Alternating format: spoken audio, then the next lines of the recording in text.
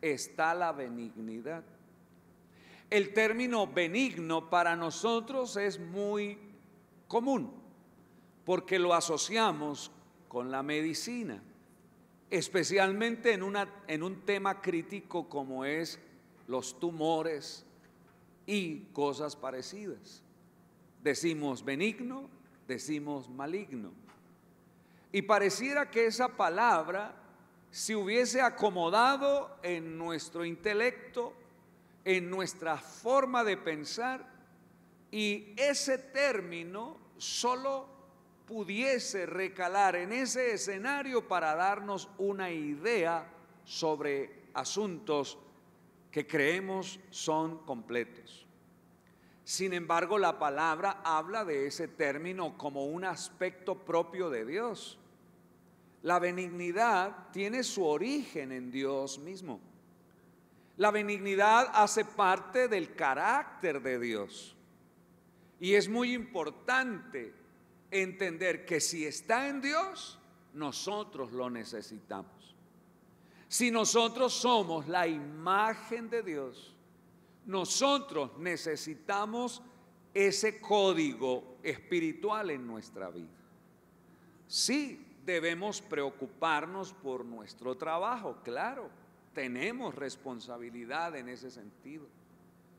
Debemos preocuparnos por cumplir con nuestras obligaciones, por supuesto, porque en eso también se da testimonio. Pero hay una preocupación en Dios y en la iglesia del Señor que no se coloca el mismo esmero y el mismo porcentaje de fuerza y de intencionalidad con respecto a lo material, que al fin y al cabo se queda en esta tierra porque no se va con nosotros, pero no hay la misma preocupación por alimentar el espíritu de lo que Dios quiere que sea alimentado. Vivimos en un corre-corre desenfrenado, en un frenesí increíble, buscando lo material. Y pareciera que eso es lo que nos da el estatus de respeto en la sociedad. Y se nos olvida que nosotros somos miembros de un cuerpo místico, que es el cuerpo de Cristo. Místico porque es espiritual. Y si es espiritual, el principal ingrediente de ese cuerpo es espiritual, no material. Pero claro, como tenemos una serie de compromisos, los compromisos terrenales nos agobian. Pero entonces, ¿cómo negociamos eso? La idea es que lo material no gobierne nuestra vida, que sea lo espiritual, y desde el gobierno espiritual lo material se rinda a Dios y podamos tener todos los resultados que Dios permite en lo material, teniendo una consistencia en lo espiritual. Por eso cuando uno lee al apóstol Pablo en diferentes cartas y uno logra extractar el pensamiento paulino, uno realmente es enriquecido. El apóstol Pablo, por ejemplo, pensó en los creyentes que estaban ubicados en la iglesia de Éfeso, en la ciudad de Éfeso, y se atrevió desde la visión de reino que él recibió de Dios, se atrevió a darles una recomendación a los creyentes de esa región. Una recomendación que yo categorizo como muy especial. Una recomendación sustentada en la revelación de Dios, no en el conocimiento humano, ni siquiera como hombre de Dios que tiene tanto valor, por supuesto. Es una recomendación sustentada en la revelación divina, no en la sabiduría terrena. ¿Por qué razón? Porque Él fue establecido por Dios en Cristo Jesús para abrirle los ojos a los ciegos. Así lo dice Él en su testimonio. Para que la gente vea lo que no estaba viendo o viera lo que no estaba viendo. Así que la palabra de Dios tiene que ser expuesta de esa forma. Entonces, cuando él le escribió a los efesios, él les dijo: en lugar de estar adormecidos y de estar viviendo a la manera de muertos espirituales, evidencien lo despiertos que están en su contexto, evidencien lo despiertos que están en la coyuntura de su vida. Que sea Cristo el combustible para que les haga alumbrar, para que irradien en su vida todo el esplendor del Evangelio y contagien a otros. El apóstol Pablo, cuando da esta recomendación, les dice en palabras claras que su carácter responsable sea sustentado en la diligencia, sea sustentado en la prontitud para actuar, y que cada creyente dé cuenta de no vivir necedad, sino de vivir sabiduría. Que den también testimonio de lo bien que administran el tiempo, que se sobrepongan y sobrepasen toda sustancia de maldad que envuelva a los días de su época. Que ellos, como creyentes, en lugar de embriagarse con el vino terrenal, se apropien del Espíritu Santo, se llenen del Espíritu Santo, para que ellos puedan, desde esa provisión de la naturaleza de Dios, disfrutar no solo de una vida piadosa con altura, sino que puedan mostrar a Cristo en su testimonio de vida espiritual.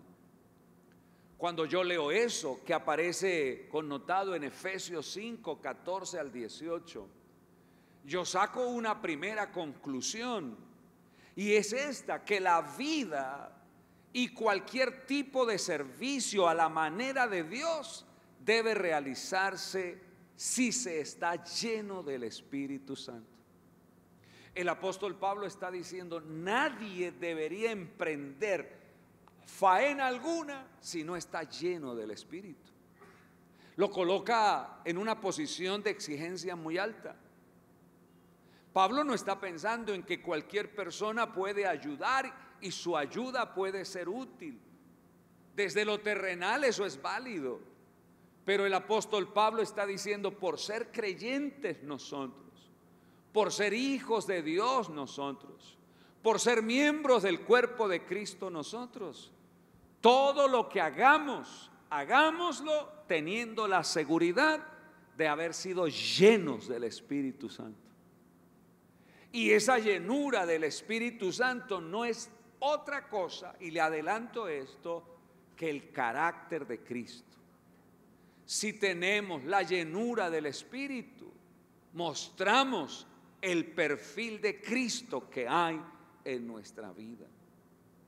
Así que el apóstol Pablo la tiene clara, y nosotros deberíamos también ajustar una posición de claridad como la del apóstol Pablo.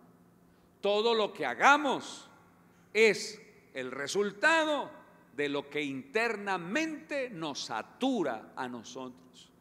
Es el resultado de lo que internamente a nosotros nos expone en la naturaleza de Dios a estar completos en Él. Ahora, permítame hacerle un aporte teológico acá que pienso que es muy importante, porque los teólogos también le dedicaron tiempo al estudio de la Escritura. Quiero defender el estudio juicioso de los teólogos. Por un tiempo a los teólogos se les trató casi de satánicos, de diabólicos, porque lo que hicieron fue agregarle un episodio científico al estudio de la palabra. Y por estudiar la palabra en forma científica fueron cuestionados. Pero ¿qué va? Los teólogos, muchos de ellos muy serios, son, escuchen, una mina de conocimiento acerca de la revelación de Dios. Y ya nos corresponde a nosotros es saber cuáles son las líneas de pensamientos de ellos para pararnos firmes ante algunas propuestas un poco atrevidas que ellos colocan, especialmente en asuntos de escatología o en asuntos del futuro. Pero algunos teólogos dicen que la obra del Espíritu Santo tiene dos aspectos increíbles: una interna y otra externa. Al que es interno le llaman aspecto negativo, pero no negativo porque haga mal, sino, dicen, es una obra del Espíritu que se produce al interior, donde el Espíritu crea conciencia en uno y le permite dar cuenta del mundo, dar cuenta de la carne y dar cuenta del diablo, y los tres sumidos en la victoria de Cristo Jesús. O sea que el Espíritu nos da conciencia de la obra de Dios sobre toda obra del diablo. Pero también los teólogos dicen que hay una parte positiva, que es la manifestación externa. Entonces él dice, como Dios nos da conciencia de victoria sobre el mundo, sobre la carne y sobre el diablo, tenemos la facultad para servir y en lo externo mostrar que quien nos mueve a nosotros es Dios, que quien nos guía a nosotros es Dios. Pero en ese sentido, el nuevo pacto que está connotado para nosotros en lo que es el Nuevo Testamento, por decirlo de una manera general, le permite al pueblo de Dios, escúcheme bien, tener claridad sobre el carácter de Jesús. Y hay 7 manifestaciones de la gracia de Dios en el Nuevo Testamento, más exactamente en el Nuevo Pacto. Número 1, el fruto del Espíritu, que es el carácter de Cristo en nosotros. Número 2, los dones del Espíritu, que son las operaciones de Dios. Número 3, la alabanza y la acción de gracias, que es inspirada por el Espíritu para que se la demos a Dios. Número 4, la enseñanza que el Espíritu desarrolla y forja en nosotros a manera de estructura en el conocimiento revelado. Número 5, la guianza del Espíritu Santo. Número 6, la vida de fe que solo el Espíritu nos impulsa a vivir. Y número 7, la intersección del Espíritu en nosotros como intercesor extraordinario. Usted dirá, pastor, ¿y eso para qué nos sirve? Claro que nos sirve, porque nosotros no estudiamos la palabra en esa forma. Nosotros estudiamos la palabra en forma a gusto propio. Pero cuando uno logra encontrar la línea del Espíritu, uno es altamente bendecido. Entonces uno nota que hay un fruto, uno nota que hay unos dones, uno nota que hay una acción de gratitud, uno nota que el Espíritu enseña, uno nota que el Espíritu guía, uno nota que la fe se renueva en la revelación y uno nota de manera especial que el Espíritu a uno le ayuda delante del Padre, intercediendo de manera especial por nuestra vida. Entonces la vida del creyente es dinámica, no aburrida. La vida del creyente tiene demasiado sabor. La vida del creyente tiene demasiada sustancia como para perderse en medio de un estilo de vida aburrida. Entonces Pablo, cuando le escribe a los Gálatas en el capítulo 5, versículo 16, usted nota que él dice: digo pues, andad en el Espíritu. Andad en el Espíritu. Andad en el Espíritu. O en otras palabras, vivan de acuerdo a la manifestación permitida por Dios para los creyentes.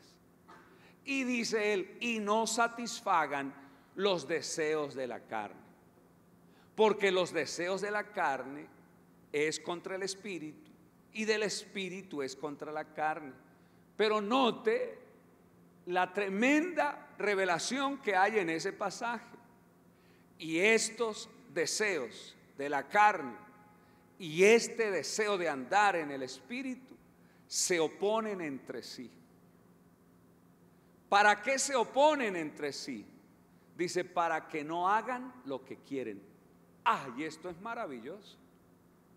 Entonces, usted nota que hay momentos donde usted siente que hay una tensión entre situaciones que usted sabe que no debe hacer y otras que le dicen, usted tiene permiso para hacer. Pero aquí encuentra una revelación exquisita, que cuando eso pasa, el mayor porcentaje para su respuesta es en que no lo haga. Ahí lo dice. Siempre que encuentre tensión y siempre que encuentre que el deseo de la carne trata de imponerse, la respuesta es fácil. No lo haga, porque aquí dice, se oponen para que no hagan lo que quieren. Pero si son guiados por el Espíritu, la ley no tiene dominio ya, porque es, digámoslo así, el argumento del reino que les permite vivir la vida cristiana de una manera especial. Ahora, cuando se mira la carne, como lo expresa Pablo, la carne tiene una serie de elementos, tiene unos asuntos propios de la carne y se levantan con fuerza, se levantan para superar esa decisión del andar en el espíritu. Note, las obras de la carne, los asuntos de la carne no son asuntos de ignorar, son fuertes. Tanto así que hacen tambalear al que ha decidido caminar en el espíritu. Ojo con lo que estoy diciendo. Son fuertes. Los asuntos de la carne son fuertes. Y se van a manifestar de acuerdo a la intensidad del deseo de cada uno. Y cuando se manifiesta, entonces uno sabe a qué categoría de asunto en la carne es la que nos está manejando a nosotros. Y las obras de la carne nunca estarán ocultas, siempre se manifestarán.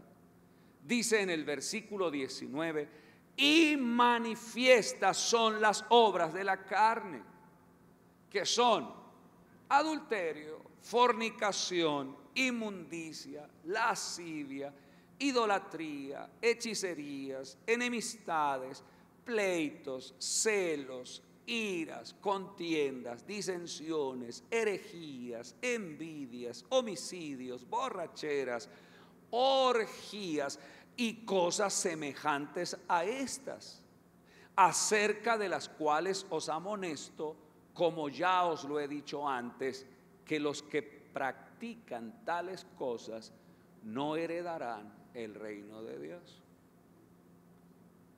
Entonces nosotros entendemos por qué hay que andar en el Espíritu. Ahora, note usted que aquí hay un asunto especial, que por cuestión de carácter eclesiástico, de carácter de la iglesia, causa mucho bochorno. Y cuando se manifiestan las obras de la carne en estos asuntos, pues causa molestia en muchos de nosotros, por supuesto.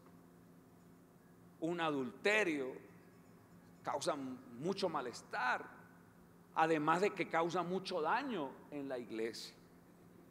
En el caso de los que fornican, pues causa mucho deterioro en la convivencia espiritual, por supuesto.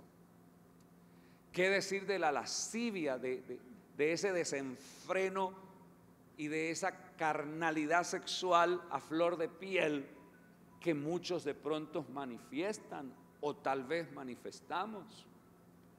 ¿Y qué hablar de las enemistades? Y así sucesivamente. Pero ¿qué es lo que hay que hacer cuando se evidencia una obra de la carne? ¿Qué creen ustedes que hay que hacer según la palabra? ¿Cómo? Sí, sí, claro. Pero si usted mira cómo nosotros, frente a alguien que manifiesta esa obra, lo primero que de pronto uno puede tener es rechazo, molestia, pero no es lo que Dios quiere que hagamos. Cuando algo se manifiesta, toca pues atender el asunto. Cuando se manifiesta una obra de la carne, alguien tiene, como el médico atiende una dolencia, tiene que atender eso. Y a quien se le manifiesta esa obra no la puede esconder. Y entonces tiene que decir, sí, reconozco que hay una manifestación en mi humanidad que va contra lo que Dios establece. Necesito ayuda y alguien necesita ayudar a esa persona. Porque si no se ayuda y si la persona no se expone a la ayuda, esto va a quedar guardado en la persona y siempre le dará problema en su vida y siempre le dará problema a quienes le rodean. Por eso dice manifiestas, si se descubren qué hay que hacer. Entonces lo saludable es que alguien atienda esa emergencia, es que alguien sepa abordar esta situación, es que alguien pueda comprometerse y pueda establecer un parámetro solucionador para una situación como esa. Entonces la persona, note usted que hay personas que se alejan de las congregaciones porque se sienten o avergonzados o fueron avergonzados, pero no hubo un trato para poder corregir semejante situación. Y necesitamos entender. Y usted dirá, bueno, pastor, ¿para dónde nos lleva si está hablando de benignidad? Vamos para allá. Vamos para allá, porque la iglesia tiene que crecer en el entendimiento de cómo Dios se mueve para moverse como Dios se mueve. Porque muchos de nosotros nos movemos de acuerdo, creemos nosotros, pero no como Dios actúa, como Dios opera. Entonces se necesita. ¿Qué hace Dios cuando a alguien se le manifiesta una obra así? ¿Qué hace Dios? Bueno, el mismo apóstol dijo que aún estando nosotros en delitos y pecados, el Señor no tuvo problema en acercarse y presentarnos la oferta de la salvación y morir por nosotros. Es increíble cómo alguien, sabiendo que en mí se manifiestan las obras de la carne, haya podido decidir morir por mí. ¿Y cómo es posible que en el seno de las congregaciones uno no actúe como Dios y decir, bueno, se te está manifestando esto, hay que trabajar eso, hay que reconocerlo, hay que morir a eso y hay que invitar al Espíritu para que coloque en nosotros el fruto del Espíritu? Y entonces el fruto del Espíritu es dado por Dios precisamente para que andemos en el Espíritu. Y esta es la vida que Dios quiere que nosotros llevemos. Por eso en Gálatas 5:22 lo dice, y lo dice de manera especial. Mas el fruto del Espíritu es amor, gozo, paz, paciencia, benignidad, bondad, fe, mansedumbre, templanza. Contra tales cosas no hay ley. Pero note, ahí aparece la benignidad en el versículo 22. ¿Por qué razón? Porque eso fue lo que Dios tuvo con nosotros.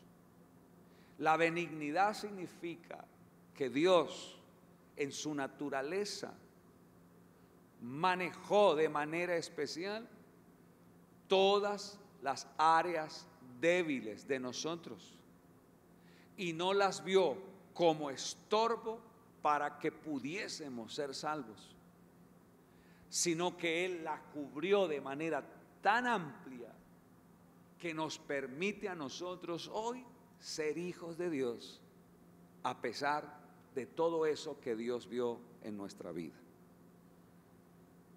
La iglesia necesita ser como Dios es, no que tolere en demasía, pero tampoco que le cierre a las personas las puertas por donde deben ellos transitar para una restauración.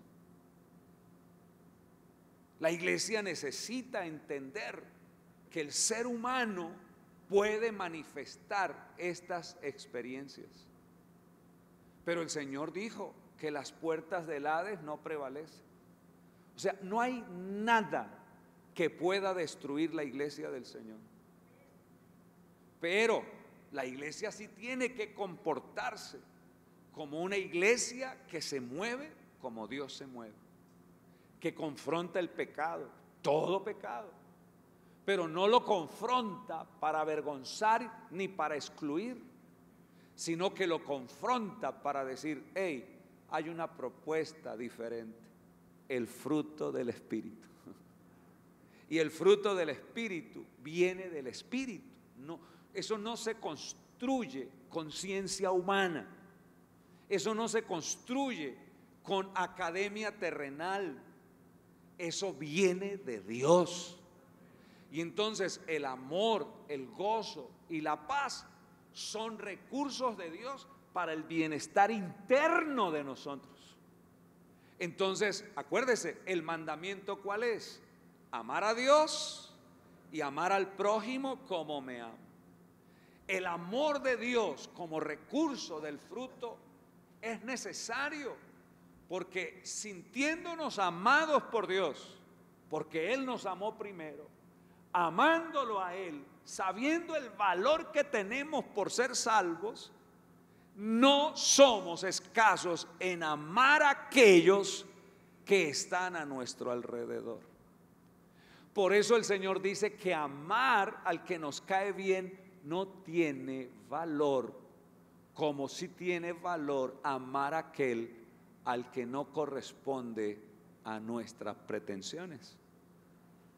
Porque así es como se mueve Dios. Así es como Dios se mueve. Y entonces uno queda sumamente avergonzado en un cuadro muy particular que es el familiar. Oiga, nosotros sí que le toleramos a nuestros familiares nuestras faltas. Oiga, eso sí es increíble.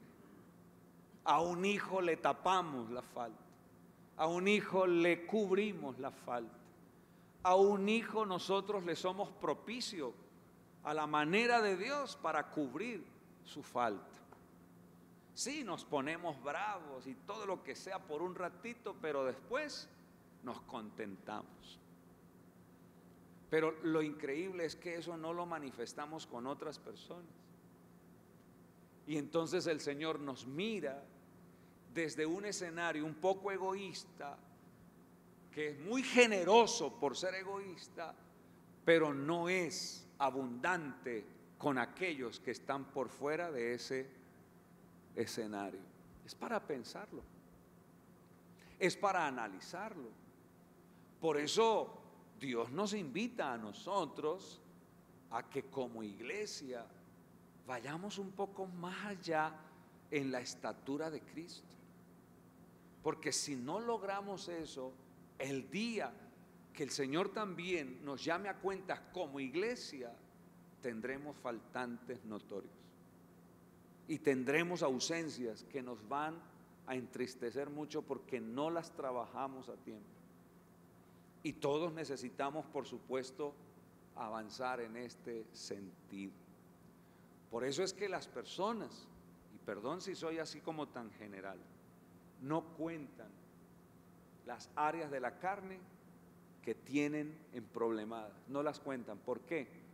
Porque la iglesia no siempre sabe abordar cuando alguien cuenta su historia de vida en este sentido. Entonces, por ejemplo, un hombre, un esposo, a uno no, venga pastor, le voy a contar que estoy a punto de adulterar. O una dama, imagínense, pastora, venga, estoy pero a 1 milímetro de adulterar. Eso no pasa, porque la persona tiene en el chip, me van a censurar, porque tiene en el chip, me va a decir que cuente, porque tiene en el chip, me va a disciplinar, cuando eso no es lo importante. Así eso pasara, eso no es lo importante. Lo importante es que alguien actúe a la forma de Dios y te diga, mira, grave por supuesto, eso no está bien, pero hay un recurso, se llama fruto del Espíritu. Y si la obra de la carne te lleva a explorar más de la carne, es porque estás menos dotado del fruto del Espíritu, así de sencillo. Porque entre más se manifiesta la obra de la carne, menos visible es el fruto del Espíritu en nosotros. Entonces, cuando la persona entra en conciencia, oye, pastor, eso está tremendo, o sea que a mí me gobierna la carne y no Dios, uno le dice como la chimoltrufia, así, fíjate que sí, fíjate, lo descubriste. Necesitas ser gobernado ¿por quién? Por el Espíritu. Entonces se suelta y se desata lo que es la paciencia, la benignidad y la bondad. Y la paciencia es esto: esperamos en Dios tu recuperación si trabajas en Dios. Y trabajar en Dios es decirle a Dios que lo de Él nos gobierna a nosotros. Y cuando habla de la bondad es te cubro, no participo de tu maldad, te cubro, pero sí te participo de mi revelación en Dios. Y te cubro con mi revelación. Y cuando dice claramente que soy benigno, es que no me quedo solo en cubrirlo, sino que por ser benigno no lo saco de mi relación fraterna. Por el contrario, te amo más porque he visto tu desnudez y porque no la has escondido, porque quieres encontrar ayuda, porque quieres encontrar respuesta. En lugar de sacarte, te acerco, oro por ti, clamo por ti, intercedo por ti, busco a Dios por ti y vamos a encontrar en Dios la respuesta que se necesita. Por eso, como decía Vanessa hace un momento, en 2 de Samuel 22:36, mire lo que dice allí: me diste a sí mismo el escudo de tu salvación. Y mire esto: es tu benignidad la que me ha engrandecido. Yo no merezco estar en la posición que estoy, pero como tú me miraste con tanto amor y me cubriste, no para alcahuetearme, sino me cubriste para sacarme del hoyo cenagoso, pusiste mi vida en una posición no merecida, pero es por causa de tu benignidad. Yo le digo a usted, yo no estoy aquí en esta posición porque yo sea el mero mero. Yo puedo decir como 2 de Samuel 22:36, yo puedo decir así: es por tu escudo de salvación, tu protección, y es porque soy grande no por mí, sino porque a ti te plació, a pesar de mis errores, a pesar de mis vacíos, a pesar de mis debilidades, a pesar de mis fragilidades, me pusiste en tanta honra, me pusiste delante de tantos. Pero es porque tú has sido benigno, es porque tú has sido bueno en extremo conmigo. Así que cuando uno mira estos pasajes, uno nota que uno debe conocer esta revelación un poco más y en profundidad, como lo que dice Gálatas 5:24, porque los que son de Cristo, y si usted me ayuda a leer, hacemos un ejercicio especial, pero los que son de Cristo han crucificado la carne con sus pasiones y deseos. Y si vivimos por el Espíritu, andemos también por el Espíritu. Nosotros entonces podemos entender que la benignidad tiene que ver con la justicia, y aquí yo termino y pido a los chicos de la alabanza que me ayuden ya para cerrar. Por favor, mucha atención a lo que vamos a leer. y espero en Dios, le pido a Dios que me ayude a correr el velo del entendimiento en esta mañana. Le pido a Dios que nos dé claridad, que nos dé luz. Romanos 5:1. Note, la benignidad está asociada a la justicia de Dios. Ojo con lo que le estoy diciendo. Romanos 5:1 dice: justificados pues por la fe.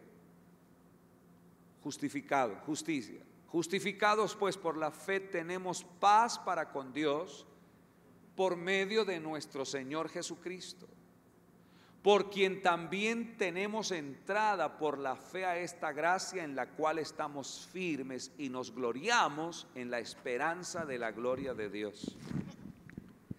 Versículo 3: y no solo esto, sino que también nos gloriamos en las tribulaciones, sabiendo que la tribulación produce. Dígame usted, solo un paréntesis, dígame usted, si estar a punto de embarrarla no es una tribulación. Y las tribulaciones pensamos que son otras. Estamos hablando de las manifestaciones de la carne. Dígame si alguien que está pensando en separarse no vive una tribulación. Está cansada de su pareja, qué sé yo, de sus hijos, de todo lo que quiera. ¿Usted cree que esa persona tiene paz? Vive en una tribulación, además de que una separación es bien tenaz, porque hay una regla de juego: lo que unió Dios. Oye, yo no quisiera estar en el pellejo de alguien que dice me separo. Uy, santo, qué valientes los que dicen eso, que se atreven a pensar en todo, aún incluyendo la regla de Dios, que Dios no separa, Dios une. Eso es de valientes. Y no quisiera estar en ese pellejo. Le pido el favor a mi esposa que juntos trabajemos para no llegar a esa situación, porque no es fácil, no es fácil. Es una tribulación increíble. Versículo 4: y la paciencia prueba, y la prueba esperanza, y la esperanza, entonces yo puedo estar pasando el momento más crítico, aún en la manifestación de un asunto de la carne, pero la esperanza la tengo. El Señor me saca, porque me saca de ahí si yo lo busco a Él. Si lo busco a Él, Él me saca de allí. Versículo 5: y la esperanza no avergüenza, porque el amor de Dios ha sido derramado en nuestros corazones. Ayúdenme, ¿por quién? Por el Espíritu Santo que nos fue dado. Con todo el respeto, yo sé que las operaciones de Dios, a mí me encanta que Dios me use en liberación y me use, pero hermano, mire, a mí me llama más la atención, primero que lo otro, que el Señor trabaje en mi vida, que el Señor haga en mi vida primero, porque no quiero hacer sin tener la consistencia del Espíritu en mí. Ven, aquí lo dice. Pero qué tremendo, dice: porque el amor de Dios ha sido derramado en nuestros corazones por el Espíritu Santo que nos fue dado. Porque Cristo, ojo, cuando aún éramos, ayúdeme, débiles, a su tiempo murió por los impíos. Ciertamente apenas morirá alguno por un justo, con todo pudiera ser que alguno osara morir por el bueno. Mas Dios muestra su amor para con nosotros, en que siendo aún pecadores, Cristo murió por nosotros. Pues mucho más, estando ya justificados en su sangre, por él seremos salvos de la ira. Porque si siendo enemigos fuimos reconciliados con Dios por la muerte de su Hijo, mucho más, estando reconciliados, seremos salvos por su vida. Y no solo esto, sino que también nos gloriamos en Dios por el Señor nuestro Señor Jesucristo, por quien hemos recibido ahora la reconciliación. La benignidad tiene que ver con la justicia. Dios es demasiadamente bueno en que nosotros no merecíamos, pero Él dijo: es que por mi hijo ellos pueden levantarse, es que por causa de mi hijo ellos pueden restaurarse, es que por causa de mi hijo ellos pueden recuperarse, es que por causa de mi hijo pueden todo.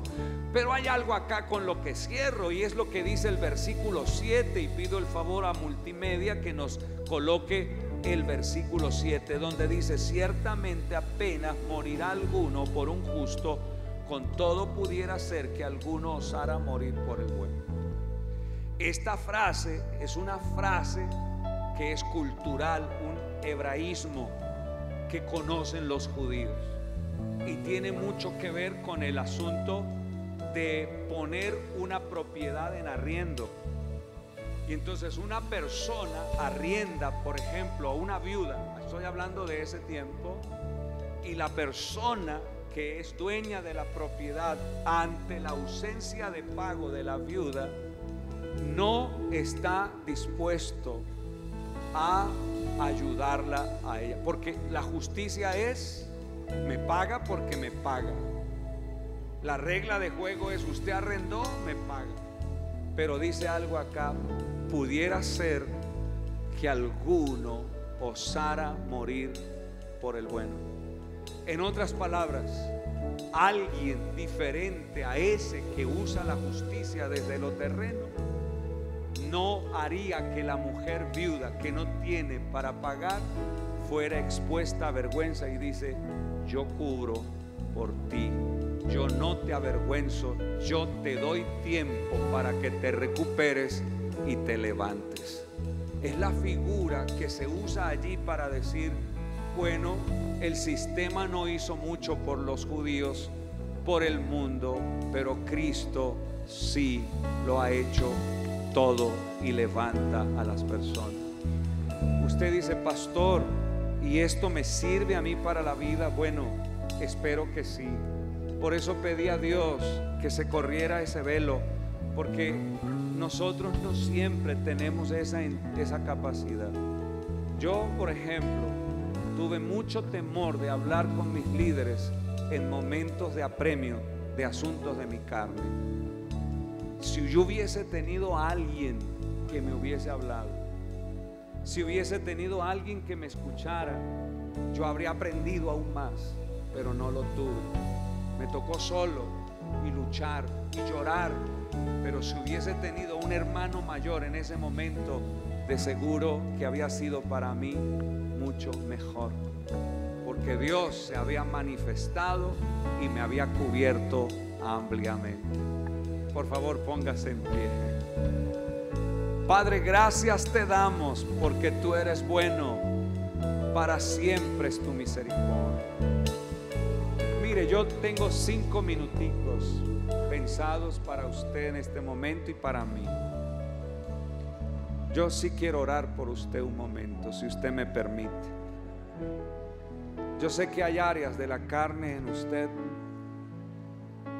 que se están manifestando de alguna manera, y si eso se manifiesta más, aunque usted tiene a Cristo, la vida del Espíritu no está ajustada a lo que Dios quiere. No sé qué está pasando usted, no es el problema ahora. Lo que sí quiero decirle es que hay provisión en Dios, porque Dios en su justicia es benigno con nosotros.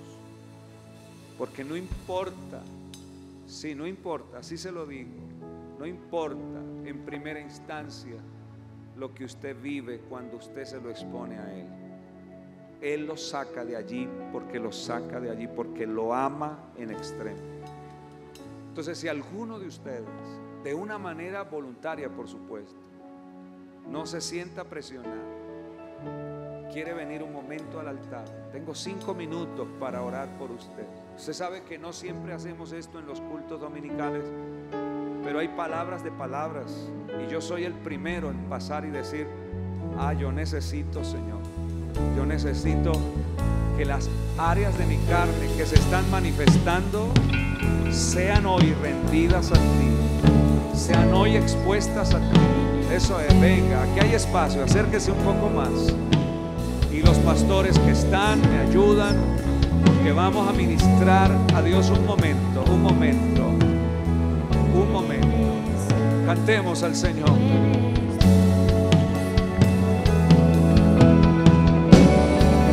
Hay espacio aquí, venga, no hay problema.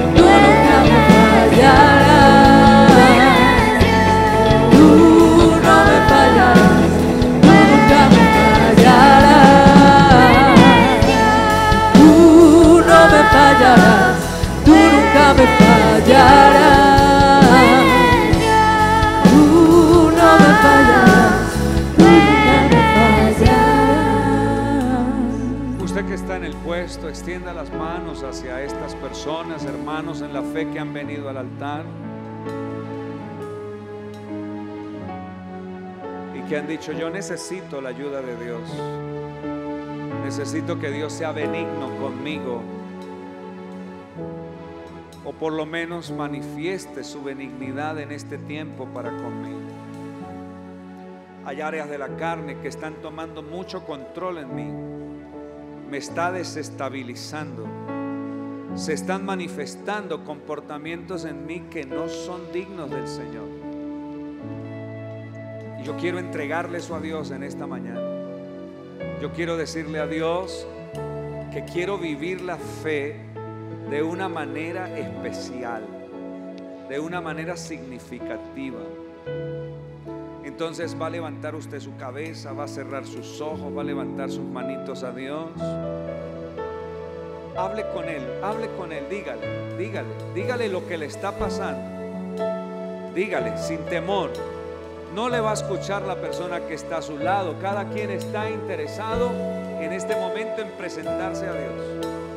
Dígale: hay algo que está tomando control, me está desestabilizando, está saturándome de malestar y no está bien.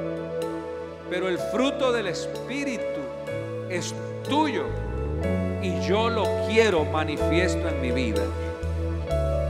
A las obras de la carne, yo te pido, Señor, que me ayudes a someterlas, que viva el Espíritu en mí, que yo pueda caminar seguro en el Espíritu y que yo pueda avanzar seguro en ti. Tu palabra me lo ha dicho hoy, me lo ha recuperado en mi memoria, y es que tú eres justo, tu justicia vive para siempre también, y que en ti, oh Dios, nos hacemos fuertes, nos hacemos valientes. Lo que sea, yo te lo entrego a ti. Lo que se está saliendo de control, lo entrego a ti. Oh Dios Todopoderoso, guárdanos en la cuenca de tus manos. Oh Señor Dios Todopoderoso, Satúranos del bien de tu boca en esta mañana.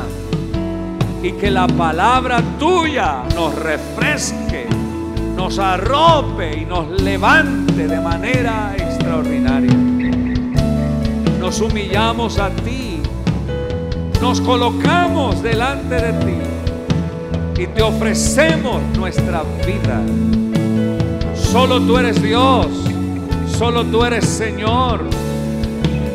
Sí, eres tú el Señor, eres tú nuestro Dios, eres tú el Rey de Reyes y Señor de señores.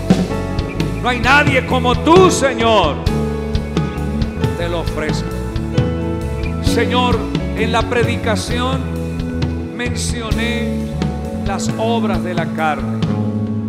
Cualquiera de esas áreas que esté tomando control de nuestra vida, la rendimos a ti. Te pedimos perdón, por supuesto. Y tú ves en nuestro espíritu que queremos reconciliarnos contigo, que queremos vivir la fe a la altura que corresponde.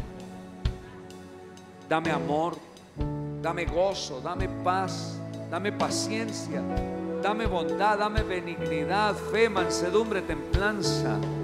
Contra eso no hay nada, Señor, que pueda superar mi bienestar. En ti me hago fuerte en esta mañana. Vine para adorarte y lo he hecho. Vine para alabarte y lo he hecho. Pero vine también para prestar oído a tu palabra y lo he hecho. Y recibo una porción de fortaleza. Recibo una porción que alimenta mi espíritu en todo el sentido de la palabra. Dígale al Señor, por último, dígale a Él: necesito